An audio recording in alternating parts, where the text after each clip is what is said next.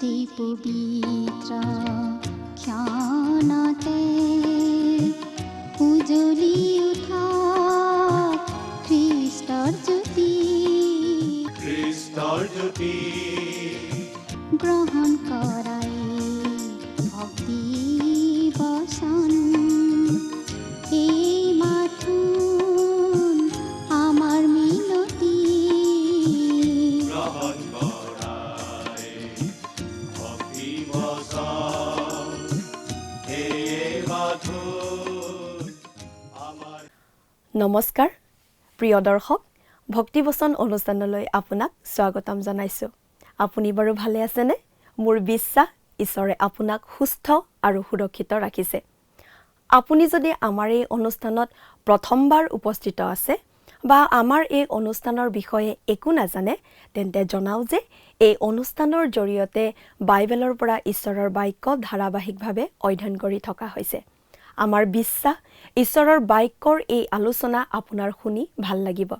তেতিয়াহ'লে আহক শুনো ঈশ্বৰৰ বাক্যই কি কৈছে। তোমাৰ কাষলে আহিছো পিতা, আজি মোক জিৰণি দিয়া। তোমাৰ কৰুণা মাগিছো পিতা, তুমি মোক কাবতি লোৱা। তোমাৰ কাষলে আহিছো পিতা, আজি মোক জিৰণি দিয়া। তোমাৰ কৰুণা মাগিছো পিতা, তুমি মোক কাবতি লোৱা।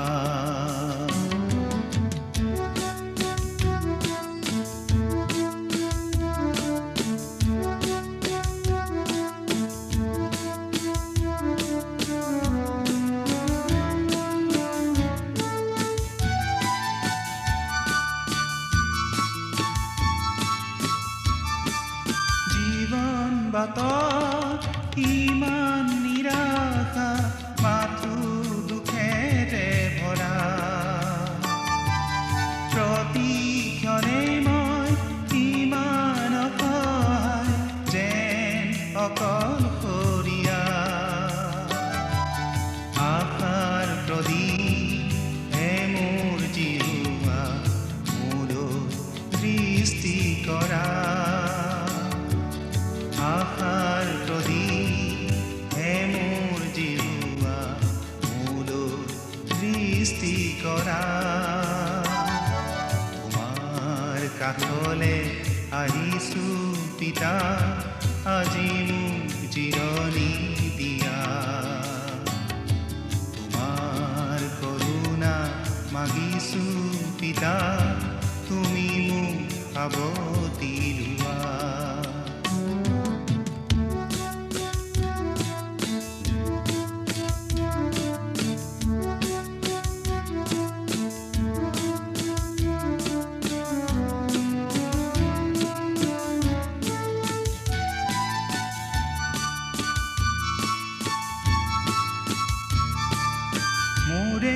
জীৱন আজি সপিলো যিছু তোমাৰে কাষ, প্ৰতিশ্ৰুতি মোৰ তোমাৰ চৰণ। নমস্কাৰ। খ্ৰীষ্টীয় বিশ্বাসী লোকসকলৰ বাবে বিশেষভাৱে প্ৰস্তুত কৰা বাইবেল অধ্যয়নৰ ধাৰাবাহিক অনুষ্ঠান ভক্তিবচনলৈ আপোনাক উষ্ম আদৰণি জনাইছোঁ। এই অনুষ্ঠানত আমি গোটেইখন বাইবেল ধাৰাবাহিকভাৱে অধ্যয়ন কৰিম। মাজে মাজে পুৰণি নিয়মৰ পৰা আৰু মাজে মাজে নতুন নিয়মৰ পৰা একোখনকৈ পুস্তক আমি অধ্যয়নৰ বাবে ল'ম আৰু পুস্তকখনৰ প্ৰতিটো পদ পঢ়ি তাৰ সহজ সৰল ব্যাখ্যা আগবঢ়াবলৈ আমি চেষ্টা কৰিম। এই অনুষ্ঠানটি নিয়মিতভাৱে চাই থাকিলে গোটেই বাইবেলখন পঢ়াৰ এটা সুযোগ আপুনি লাভ কৰিব। প্ৰিয় দৰ্শক, আপুনি যদি আমাৰ এই অনুষ্ঠানটো নিয়মিতভাৱে চাই আছে, তেনেহ'লে আপুনি নিশ্চয় জানে যে আমি এতিয়া বাইবেলৰ পুৰণি নিয়ম খণ্ডৰ দ্বিতীয়খন পুস্তক অৰ্থাৎ যাত্ৰা পুস্তকৰ অধ্যয়ন কৰি আছোঁ। যোৱা অনুষ্ঠানত আমি এই যাত্ৰা পুস্তকৰ ২৭ নম্বৰ অধ্যায়ৰ পৰা চাইছিলোঁ। আজিৰ অনুষ্ঠানত এই যাত্ৰা পুস্তকৰ ২৮ নম্বৰ অধ্যায়ৰ 1 নম্বৰ পদৰ পৰা 20 নম্বৰ পদলৈকে আমি চাব খুজিছোঁ। সিনয় পৰ্বতত মুচিৰ যোগেদি ঈশ্বৰে ইছৰাইলক 10 আজ্ঞা আৰু আন আন বিধানবোৰ দিছিল। 25 নম্বৰ অধ্যায়ৰ পৰা 30 নম্বৰ অধ্যায়লৈকে তেওঁলোকৰ অস্থায়ী উপাসনা গৃহ অৰ্থাৎ নিয়ম তম্বুটোৰ বিষয়ে ঈশ্বৰে সবিশেষ জনাই দিয়া, মহাপুৰোহিতে পৰিধান কৰিবলগীয়া পোছাকৰ বিষয়ে জনোৱা আমি পঢ়িবলৈ পাওঁ। তাৰ পাছত নিয়ম তম্বু নিৰ্মাণ কৰা আৰু সেইটো ঈশ্বৰৰ গৌৰৱ মহিমাৰে পৰিপূৰ্ণ হোৱা আমি পঢ়িবলৈ পাওঁ। নিয়ম তম্বুটো নিৰ্মাণ কৰোঁতে ব্যৱহাৰ কৰিবলগীয়া সা সামগ্ৰী আদিৰ কথা, নিয়ম সন্দুকটো নিৰ্মাণ কৰাৰ বিষয়ে দিয়া বিশেষ নিৰ্দেশনাৰ কথা, দৰ্শন পিঠা ৰাখিবলৈ ব্যৱহাৰ কৰা মেজখনৰ কথা আৰু সোণৰ দীপাধাৰটোৰ কথা। প্ৰতিটো সামগ্ৰী, প্ৰতিটো আচবাবেই প্ৰভু যীশুৰ কথালৈকে আঙুলিয়াইছিল। নিয়ম তম্বুটোৰ নিয়ম সন্দুক থকা অতি পবিত্ৰ স্থানটোক সম্পূৰ্ণৰূপে ঢাকি ৰাখিছিল বিশেষভাৱে প্ৰস্তুত কৰা আঁৰ কাপোৰখনে। তাৰ ভিতৰত মহাপুৰোহিতে বছৰত মাত্ৰ এবাৰ সোমাব পাৰিছিল, মহাপ্ৰায়চিত্ৰৰ দিনাখন। সেই আঁৰ কাপোৰে বুজাইছিল প্ৰভু যীশুখ্ৰীষ্টৰ মনুষ্যত্বক। 27 নম্বৰ অধ্যায়ত আমি পালোঁ পিতলৰ যজ্ঞবেদীৰ কথা, নিয়ম তম্বুটোৰ চোতালখনৰ কথা আৰু চাকিৰ তেলৰ কথা। বাহিৰৰ আচবাববোৰ পিতলৰ, ভিতৰৰবোৰ আছিল সোণৰ। যিমানেই ভিতৰলৈ অৰ্থাৎ ঈশ্বৰৰ উপস্থিতিলৈ সোমাই যোৱা হয়, সিমানেই যীশুখ্ৰীষ্ট ব্যক্তিজন কোন সেই কথাটো বুজা যায়। আৰু বাহিৰৰ ফালে ওলাই আহিলে তেওঁ কৰা কাৰ্যবোৰৰ কথা আমাৰ মনলৈ আহে। বাহিৰৰ চোতালত থকা পিতলৰ যজ্ঞবেদীত পাপৰ প্ৰায়চিত্ত কৰিবলৈ জন্তু এটা বলি দি তাৰ তেজেৰে শুচি কৰিহে ভিতৰলৈ সোমাব লাগিছিল। সেই নিয়মটোৱে আঙুলিয়াইছিল মানুহৰ পাপৰ প্ৰায়চিত্তৰ বাবে ক্ৰুচত নিজকে বলি হিচাপে আগবঢ়াবলৈ আহিবলগীয়া প্ৰভু যীশুখ্ৰীষ্টলৈ। 28 নম্বৰ অধ্যায়ত আমি পাওঁ হাৰুণ আৰু তেওঁৰ সন্তানসকলক পুৰোহিত কাৰ্যৰ বাবে বিশেষভাৱে আছুতীয়াকৈ ৰখাৰ কথা, এফুট বস্ত্ৰৰ কথা, বুকুপটা, উৰিম, তুম্মিম আদিৰ কথা, অৰ্থাৎ মহাপুৰোহিতে পিন্ধিবলগীয়া সাজপাৰ আদিৰ কথা। আমি দেখিছোঁ যে নিয়ম তম্বুৰ প্ৰতিডাল সূতা, প্ৰতিটো ৰং আৰু প্ৰতিডাল ৰছীয়ে প্ৰভু যীশুখ্ৰীষ্টৰ ব্যক্তিত্ব আৰু কৰ্মৰ ইংগিত দিয়ে। এতিয়া আমি সেই নিয়ম তম্বুত সেৱা আগবঢ়াবলৈ যোৱা সকলৰ ওচৰলৈ আহিছোঁ। ইছৰাইলৰ লেবীয়া ফৈদৰ লোকসকলে নিয়ম তম্বুটোৰ যত্ন ল'ব লাগিছিল আৰু হাৰুণ আৰু তেওঁৰ পুত্ৰসকলে সেৱা উপাসনা আগবঢ়োৱা পুৰোহিত হ'ব লাগিছিল আৰু হাৰুণ মহাপুৰোহিত হ'ব লাগিব। এতিয়া বাইবেলৰ পৰা পাঠ কৰি দিম। 28 নম্বৰ অধ্যায়ৰ 1 আৰু 2 নম্বৰ পদ দুটা পাঠ কৰি দিম। পাছে তুমি মোৰ অৰ্থে পুৰোহিত কৰ্ম কৰিবলৈ ইছৰাইলৰ সন্তানবিলাকৰ মাজৰ পৰা তোমাৰ ককায়েৰা হাৰুণক আৰু তেওঁৰ লগত তেওঁৰ পুত্ৰবিলাকক তোমাৰ ওচৰলৈ আনিবা। হাৰুণ আৰু হাৰুণৰ পুত্ৰ নাদব, অবিহু, ইলিয়াজৰ আৰু ইথামৰক আনিবা। মৰ্যাদা আৰু শোভাৰ নিমিত্তে তোমাৰ ককায়েৰা হাৰুণলৈ পবিত্ৰ বস্ত্ৰ যুগুত কৰিবা। হাৰুণে মহাপুৰোহিত হিচাপে সেৱা আগবঢ়াবলৈ হ'লে তেওঁ কিছুমান বিশেষ ধৰণৰ পোছাক পিন্ধিব লাগিব আৰু মহাপুৰোহিত হিচাপে হাৰুণে পিন্ধিবলগীয়া এই বস্ত্ৰবোৰে খ্ৰীষ্টলৈকে আঙুলিয়ায়। এইটো আমি মানি ল'বই লাগিব যে যাত্ৰা পুস্তকত দিয়া অতি বহল আৰু ব্যাপক নিৰ্দেশনাই কথাবোৰ পঢ়িবৰ বাবে বৰ ৰোমাঞ্চকৰ কৰি তোলা নাই, কিন্তু এই বৰ্ণনাবোৰ আমি মনোযোগ দি চাবলগীয়া হয় কাৰণ এইবোৰে খ্ৰীষ্টক প্ৰকাশ কৰে। ঈশ্বৰে আমাক এই সকলোবোৰ নিৰ্দেশনা কিয় দিলে আমি সেই কথাটো কেতিয়াবা ভাবি চোৱা উচিত। আমি জানো যে সৰু ল'ৰা ছোৱালীয়ে ছবিৰ দ্বাৰা কথাবোৰ সহজে আৰু সোনকালে শিকে। বাইবেল এখন ছবিৰ কিতাপৰ নিচিনা আৰু ঈশ্বৰে বিচাৰে আমি যেন তেওঁ দিয়া চিত্ৰবোৰ চাই তেওঁ আমাৰ বাবে আগবঢ়োৱা সত্যবোৰ শিকিব পাৰোঁ। ইয়াত যি পোছাকৰ কথা কোৱা হৈছে সেই পোছাকবোৰ আজি আমি ভবাৰ নিচিনা পবিত্ৰ নহয়। পবিত্ৰ বুলি ক'লে আমি যিটো বুজি পাওঁ এই বস্ত্ৰবোৰ তেনে অৰ্থত পবিত্ৰ নাছিল। ইয়াত পবিত্ৰ বুজাবলৈ ব্যৱহৃত হোৱা ইব্ৰী শব্দটোৰ অৰ্থ হৈছে বিচ্ছিন্ন কৰা। এই পোছাক বা বস্ত্ৰবোৰ ঈশ্বৰৰ সেৱাৰ বাবে পৃথক কৰি ৰখা হৈছিল। ঈশ্বৰৰ বাবে যি বস্তু পৃথক কৰি ৰখা হয়, আছুতীয়াকৈ ৰখা হয়, সেয়ে পবিত্ৰ। উদাহৰণস্বৰূপে ধৰা হ'ল, আপোনাৰ বাইবেলৰ মাজত আপুনি 500 টকাৰ নোট এখন থৈ দিছে আৰু আপুনি প্ৰভুৰ কামৰ বাবে সেই 500 টকা দিব বিচাৰিছে। আপুনি হয়তো সেই 500 টকাৰ নোটখন এখন দোকানৰ পৰা পাইছে আৰু সেই দোকানখনে হয়তো কোনোবা জুৱাৰী এজনৰ পৰা পাইছে, তেওঁ হয়তো কোনোবা চোৰ এজনৰ পৰা পাইছিল আৰু চোৰজনে হয়তো কোনোবা এজন দুৰ্নীতিকাৰীৰ ঘৰৰ পৰা চুৰ কৰি আনিছিল, ইত্যাদি ইত্যাদি। কিন্তু যি মুহূৰ্ততে আপুনি সেই নোটখন ঈশ্বৰলৈ দিবৰ বাবে আঁতৰাই ৰাখে, ভালদৰে থৈ দিয়ে, সেই মুহূৰ্তৰ পৰাই সেই নোটখন পবিত্ৰ। মুঠতে ঈশ্বৰৰ বাবে আঁতৰাই ৰখা যিকোনো বস্তু পবিত্ৰ।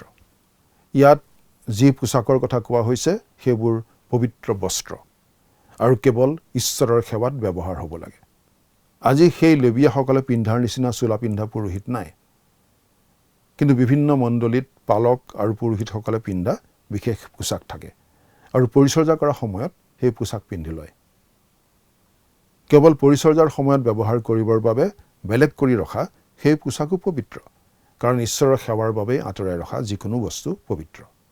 আমি এই কথাটো মন কৰিব লাগে যে এই বস্ত্ৰবোৰ আছিল ঈশ্বৰৰ মহিমাৰ বাবে আৰু বস্ত্ৰবোৰ আছিল অতি সুন্দৰ। সেই কথাটো আমাৰ ভাল লাগে। ঈশ্বৰৰ সেৱাত ব্যৱহৃত হোৱা বস্তুবোৰ কুৎসিত হ'ব নালাগে, সুন্দৰ হ'ব লাগে, কেৱল এইটো কাৰণতেই যে সেইবোৰ ঈশ্বৰৰ সেৱাত ব্যৱহাৰ হোৱাৰ বাবেই। আমি যদি অলপ চিন্তা কৰি চাওঁ, তেনেহ'লে দেখা পাওঁ যে এই জগত, মানুহৰ মাংসিক প্ৰকৃতি আৰু শয়তানেহে যেন সকলো ধুনীয়া বস্তুবোৰ পায়। আমাৰ তেনেকুৱা লাগে। আমি ঈশ্বৰক কিয় কিছু সৌন্দৰ্য দিব নোৱাৰোঁ? তেওঁ এই সৌন্দৰ্য সৃষ্টি কৰিছিল। তেওঁ চাৰিওফালে ৰং ছটিয়াই দিয়ে বুলি যদি আপুনি কেতিয়াও ভবা নাই, তেনেহ'লে এবাৰ আবেলি সময়ত সূৰ্যাস্ত চাওক বা বসন্তৰ সময়ৰ গছৰ পাতবোৰ চাওক, স্বচ্ছ ৰ'দৰ দিন এটাত আকাশলৈ চাওক আৰু তাৰপিছত ধুমুহাৰ সময়ত আকাশখনলৈ চাওক। ঈশ্বৰ ৰং আৰু সৌন্দৰ্যৰ ক্ষেত্ৰত সকলোতকৈ ওপৰত। পুৰোহিতসকলৰ বাবে প্ৰস্তুত কৰিবলগীয়া এই কাপোৰবোৰ সুন্দৰ আৰু ঈশ্বৰৰ মহিমাৰ দৰেই হ'ব লাগিছিল। এতিয়া আমি 3 নম্বৰ পদটো পাঠ কৰি দিম। আৰু মোৰ অৰ্থে পুৰোহিত কৰ্ম কৰিবলৈ হাৰুণক পবিত্ৰ কৰিবৰ নিমিত্তে মই জ্ঞানদায়ক আত্মাৰে পৰিপূৰ্ণ কৰা জ্ঞানী লোকবিলাকক তেওঁৰ বস্ত্ৰ যুগুত কৰিবলৈ তুমি আজ্ঞা কৰিবা। হাৰুণক মহাপুৰোহিতৰ পৰিচৰ্যাৰ বাবে আছুতীয়াকৈ ৰখা হ'ব। তেওঁৰ পোছাক এনেকুৱা হ'ব। 4 নম্বৰ পদ। তেওঁবিলাকে যুগুত কৰিবলগীয়া বস্ত্ৰ এই: বুকুপটা, এফুদ, জামা, গাড়ী দিয়া অংগৰক্ষক বস্ত্ৰ, পাগ আৰু টঙালি। তোমাৰ ককায়েৰা হাৰুণে মোৰ অৰ্থে পুৰোহিত কৰ্ম কৰিবলৈ তেওঁৰ আৰু তেওঁৰ পুত্ৰবিলাকৰ নিমিত্তে তেওঁবিলাকে পবিত্ৰ বস্ত্ৰ যুগুত কৰিব। ইয়াত 6টা পোছাক উল্লেখ কৰা হৈছে, যিবোৰ ঈশ্বৰৰ সেৱা কৰা সময়ত ব্যৱহাৰ কৰিব লাগিব। সেইবোৰ হাৰুণে পিন্ধিব লাগিব আৰু তাৰপিছত তেওঁৰ পৰৱৰ্তী মহাপুৰোহিতগৰাকীয়ে সেই পোছাক পিন্ধিব লাগিব।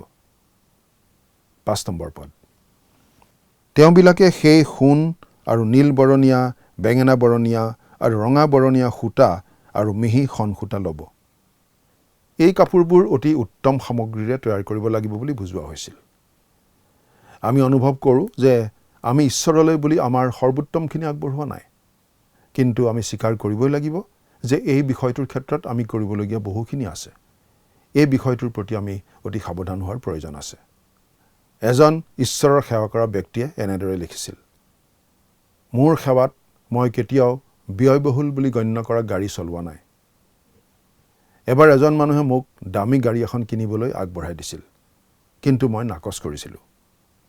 মই সাধাৰণ গাড়ী চলাই আছোঁ, কিন্তু একেবাৰে স্পষ্টকৈ ক'বলৈ গ'লে মই অনুভৱ কৰোঁ যে দামী গাড়ী চলোৱাৰ মোৰো সিমানেই অধিকাৰ আছে। কিন্তু এই ক্ষেত্ৰত মই সাৱধান হ'ব লাগিব, কাৰণ মই এজন নিৰ্দিষ্ট পৰিচৰ্যাকাৰীক চিনি পাওঁ। তেওঁ কঠোৰ সমালোচনাৰ সন্মুখীন হৈছে, কাৰণ এদিন কেইবাজনো লোকে তেওঁৰ মুখ্য কাৰ্যালয়লৈ ওলাই গৈছিল আৰু ঠাইখনৰ চাৰিওফালে ৰখাই থোৱা দামী দামী গাড়ীৰ বাহিৰে একো নাপালে। যি ধৰণৰ পৰিচৰ্যাত তেওঁ নিয়োজিত হৈ আছে, সেই ধৰণৰ পৰিচৰ্যাই সহায়ৰ বাবে মানুহক ধন ভিক্ষা কৰে আৰু আহ্বান জনায়।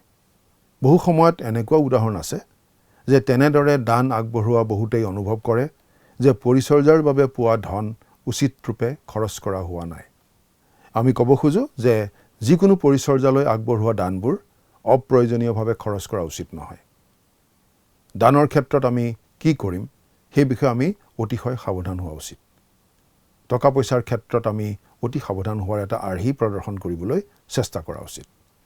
যদিহে আনে দান বৰঙণি দিয়া টকা হয় তেনেহ'লে আৰু বেছি সাৱধান হোৱা উচিত, যাতে মানুহে কোনো কথা ক'বলৈ সুবিধা নাপায়। যিমান পৰা যায় লাহ-বিলাহৰ সামগ্ৰী ব্যৱহাৰ নকৰি সাধাৰণভাৱে চলিবলৈ চেষ্টা কৰা উচিত। আমি সাৱধান হোৱাটো প্ৰয়োজন।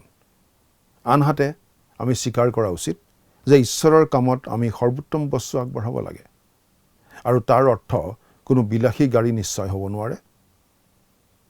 আমি যেতিয়া সঞ্চাৰ মাধ্যমৰ যোগেৰে কৰা পৰিচৰ্যাৰ কথা চিন্তা কৰোঁ তেতিয়া আমাৰ এই প্ৰশ্নটো নিষ্পত্তি কৰিব লগা হ'ব পাৰে যে আমাৰ হাতত কেনেধৰণৰ সঁজুলি থাকিব লাগে। ৰেকৰ্ডিং আদি কৰিবলৈ ব্যৱহাৰ কৰা মেচিনটো সস্তীয়া মডেলৰ হ'ব লাগেনে? নিশ্চয় নহয়।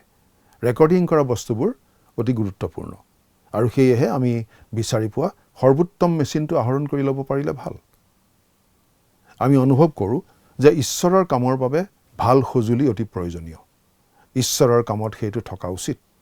আমাৰ বিশ্বাস যে আমি কোৱা কথাখিনি আপুনি বুজি পাইছে, কাৰণ আমি বিশ্বাস কৰোঁ যে আজি বহুতো খ্ৰীষ্টীয় বিশ্বাসীৰ দ্বাৰা ঈশ্বৰক প্ৰতাৰণা কৰা হৈছে। মলাখী ভাৱবাদীয়ে এই প্ৰশ্নটো সুধিছিল। মলাখী 3 নম্বৰ অধ্যায়ৰ 8 নম্বৰ পদ পাঠ কৰি দিম। মানুহে ঈশ্বৰক ঠগাবনে? তথাপি তোমালোকে মোক ঠগাইছা। কিন্তু তোমালোকে কৈছা, আমি কিহত তোমাক ঠগালোঁ? দশম ভাগত আৰু উপহাৰত। ঈশ্বৰে জানে যে মানুহে তেওঁক তেনেদৰে লুটি থাকে।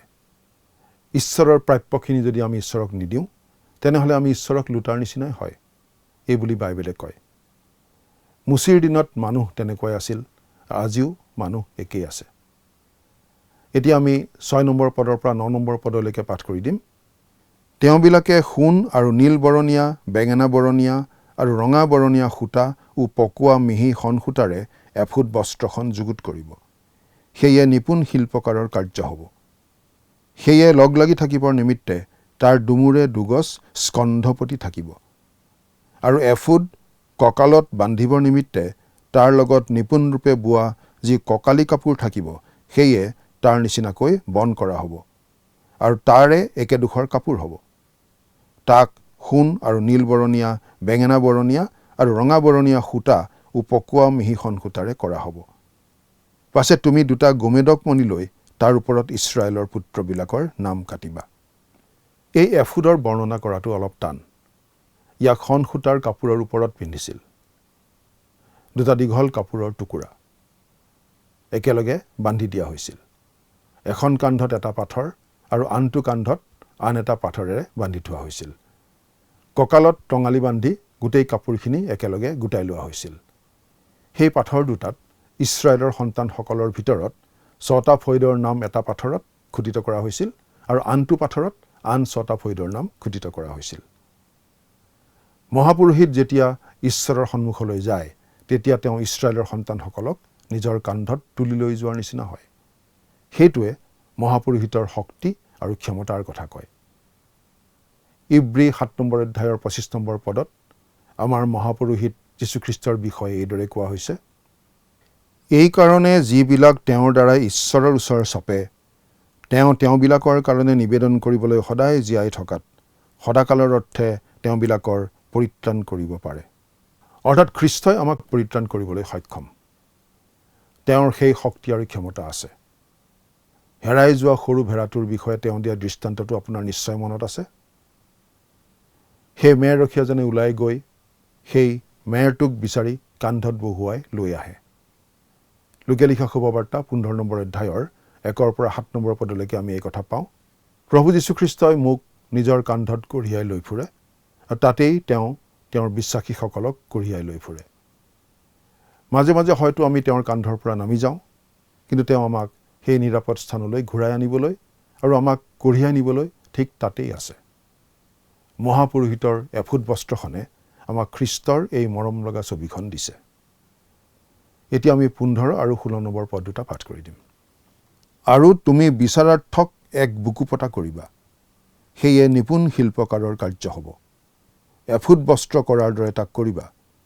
সোণ আৰু নীল বৰণীয়া, বেঙেনা বৰণীয়া আৰু ৰঙা বৰণীয়া সূতা ও পকোৱা মিহি হন সূতাৰে তাক যুগুত কৰিবা। তাৰ চাৰিও কোষ আৰু চাৰিওটা চুক সমান, সেয়ে দুতৰপীয়া হ'ব। সেয়ে দীঘলে এবেগেট আৰু পথালিও এবেগেট হ'ব। মহাপুৰোহিতে বুকুত পিন্ধা বুকুপটাখন বৰ্ণনা কৰাৰ আটাইতকৈ উত্তম উপায়টো হ'ল ইয়াক ভেষ্ট বুলি ক'ব পাৰোঁ আমি। ই আছিল অতি ধুনীয়া, যিটো কাপোৰৰ ওপৰত পিন্ধিব লাগিছিল। ই আছিল সুধবিচাৰৰ বুকুপটি। কিয়? কাৰণ ইয়াত এই কথাটো চিত্ৰিত কৰা হৈছে যে পাপৰ বিচাৰ কৰা হৈছে। বিশ্বাসী হিচাপে আজি আমাক ধাৰ্মিকতাৰ বুকুপটিখন লাগে। আমি মনত ৰখা উচিত যে বুকুপটিটোৱে আমাৰ ভিতৰৰ নিকৃষ্ট হৃদয়খন ঢাকি ৰাখিছে। সেইটোৱেই একমাত্ৰ উপায় যাৰ দ্বাৰা আমি ঈশ্বৰৰ আগত থিয় দিব পাৰোঁ।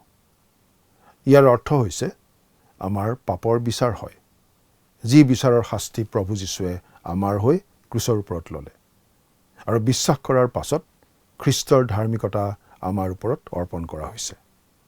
গতিকে ইয়াক বিচাৰৰ বুকুপটি বুলি ক'ব পাৰি। ক'বলৈ গ'লে এই বুকুপটিটো এক প্ৰকাৰে এফুডৰ অংশ আছিল। এফুড আৰু বুকুৰ সেই বুকুপটি একেলগে গৈছিল আৰু ই আছিল সৌন্দৰ্যৰ বস্তু। এতিয়া আমি 17 পৰা 20 নম্বৰ পদলৈকে একেলগে পাঠ কৰি দিম। তাতে 4 শাৰীকৈ মণি খুৱাবা। তাৰ প্ৰথম শাৰীত চুনি, পিতমণি আৰু মৰকত, দ্বিতীয় শাৰীত পদ্মৰাগ, নীলকান্ত আৰু হীৰা, তৃতীয় শাৰীত পেৰুজ, জিম্ন আৰু কটাহেলা, আৰু চতুৰ্থ শাৰীত বৈদুৰ্য, গোমেদক আৰু সূৰ্যকান্ত। এই আটাইবোৰ নিজ নিজ ঘৰত সোণেৰে পটোৱা হ'ব। মহাপুৰোহিতৰ বুকুৰ সেই বুকুপটিত এই 12টা মূল্যৱান শিল খুৱাই দিয়া হৈছিল। শিল 12টা এশাৰীত 3টাকৈ সজাই থোৱা আছিল আৰু তেনেদৰে 4টা শাৰী আছিল। মুঠতে 12টা পাথৰ।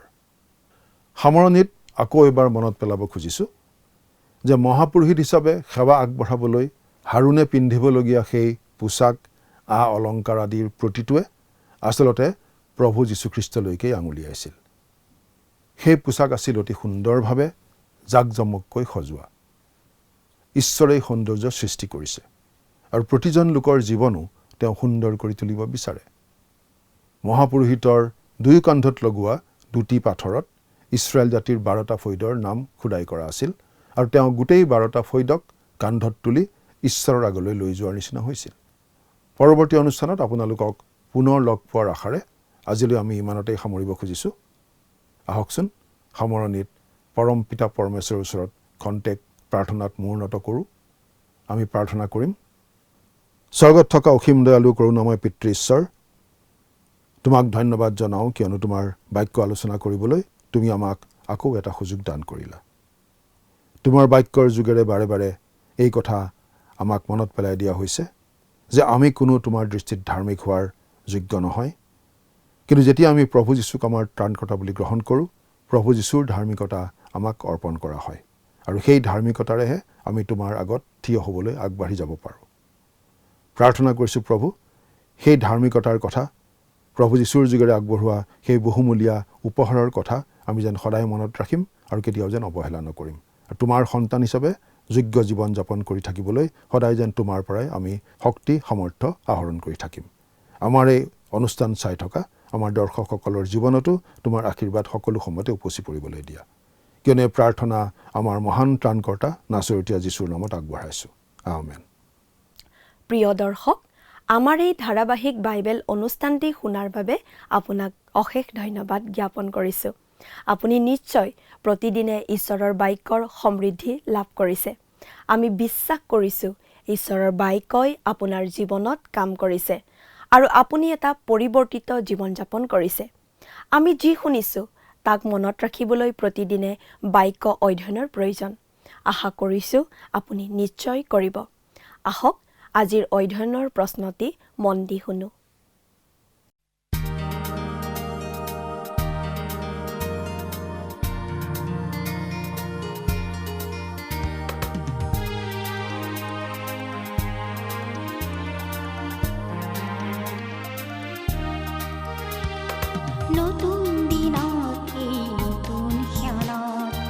আমাৰ হিয়া নাচে উলাহত, আমাৰ হিয়া নাচে উলাহত। সেই উলাহ, সেই আনন্দ, সেই উলাহ, সেই আনন্দ প্ৰভু যীশুৱে দিয়া, দিয়া, প্ৰভু যীশুৱে দিয়া। নতুন দিনত, এই নতুন ক্ষণত আমাৰ হিয়া নাচে উলাহত।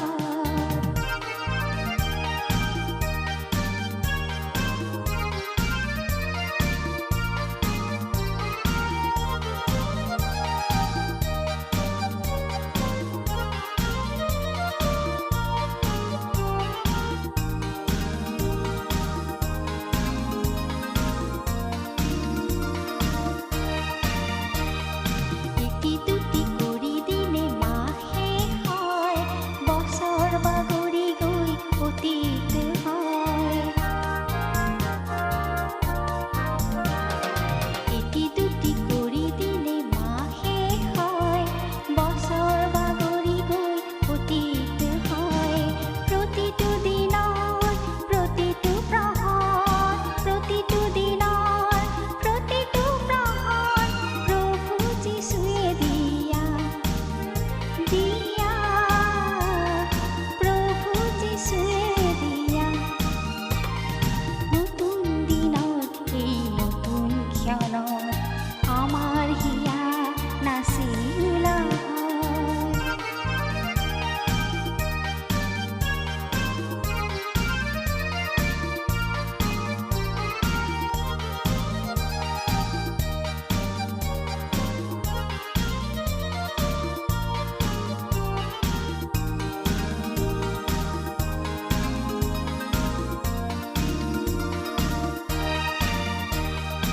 ইখুচি দুখুচি কৰি আমি আগুৱাওঁ, বিপদ নেওচি আগবাঢ়ি যাওঁ।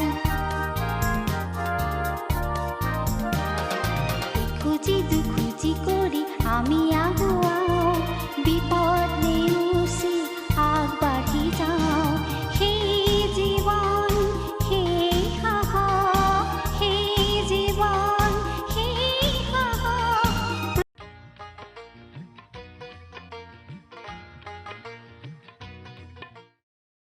যোৱা অনুষ্ঠানত প্ৰচাৰিত প্ৰশ্নটিৰ শুদ্ধ উত্তৰ হৈছে অপশ্যন চি পিতলৰ।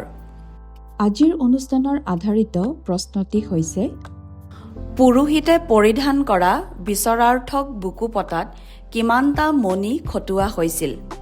অপশ্যন এ 10টা, অপশ্যন বি 11টা, অপশ্যন চি 12টা, অপশ্যন ডি 8টা। প্ৰিয় দৰ্শক, আজিৰ প্ৰশ্নৰ সঠিক উত্তৰটো আজি সন্ধিয়া 6 বজাৰ আগেয়ে আপোনাৰ নাম আৰু ঠিকনাৰে সৈতে আমালৈ 7429840242 নম্বৰত SMS নাইবা হোৱাটছআপৰ যোগে প্ৰেৰণ কৰক। প্ৰিয় দৰ্শক, আপুনি যদি আমাৰ এই অনুষ্ঠানৰ যোগেদি আশীৰ্বাদপ্ৰাপ্ত হৈছে আৰু আমাৰ লগত কথা পাতিবলৈ বিচাৰিছে বা আপোনাক প্ৰাৰ্থনাৰ সহায়ো পৰামৰ্শ লাগে, তেন্তে আমালৈ 7429840242 এই নম্বৰত পোনপটীয়াকৈ ফোন কৰিব পাৰিব। ধন্যবাদ।